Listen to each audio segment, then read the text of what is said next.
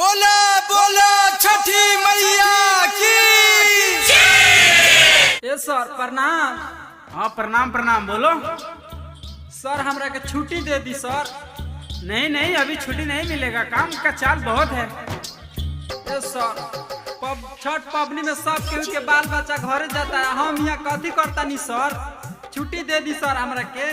छुट्टी नहीं मिलेगा बाबू, पैसा चाहिए तो बोलिए, हम देते हैं पैसा आपको। ए सर हमर माई बुढ़िया हो गई बाड़ी, हमरे खातिर छठ रख ले बाड़ी, अगर हम ना जान तक केंगे होई सर।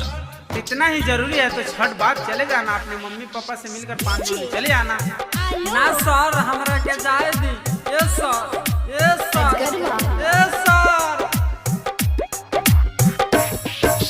छुट्टी मालिक हम घरे जाई, दे दी छुट्टी मालिक हम घरे जाई, हमके याद कके रोत होई माई, हमके याद कके रोत होई माई, दे दी छुट्टी मालिक हम घरे जाई, हमके याद कके रोत होई माई, हमके याद कके रोत होई माई, हमके याद कके रोत होई माई।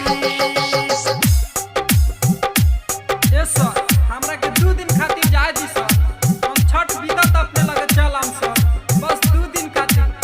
अरे यार मजबूरी नहीं समझते हो तुम लोग। आलो अजगरवा ए सर हमरे भखौती हमर माई छठ करेली, हमरा के जाए दी सर।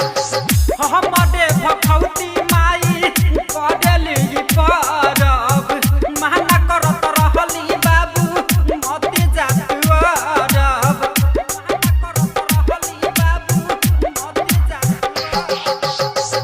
हमरे भखौती माई करेली परब, महना करत रहली बाबू मते जात अरब।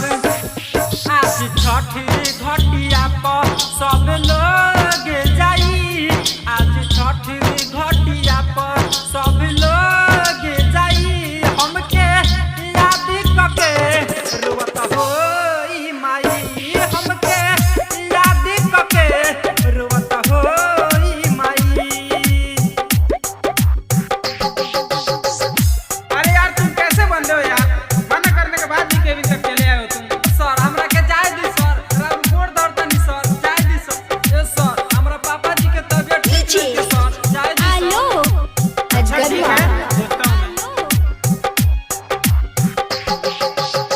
घाटावा में पहरल बाड़े पापा जी बीमार हो, के जाई सुपली दौरा कीने बाजार हो, के जाई सुपली दौरा कीने बाजार। घाटावा में पहरल बाड़े पापा जी बीमार हो, के जाई सुपली दौरा कीने बाजार हो।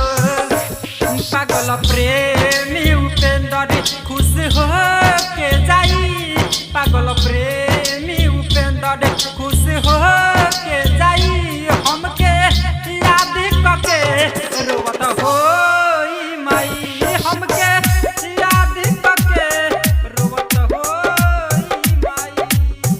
अच्छा ठीक है जाओ, 2 दिन के बाद मम्मी पापा को देखकर चले आना,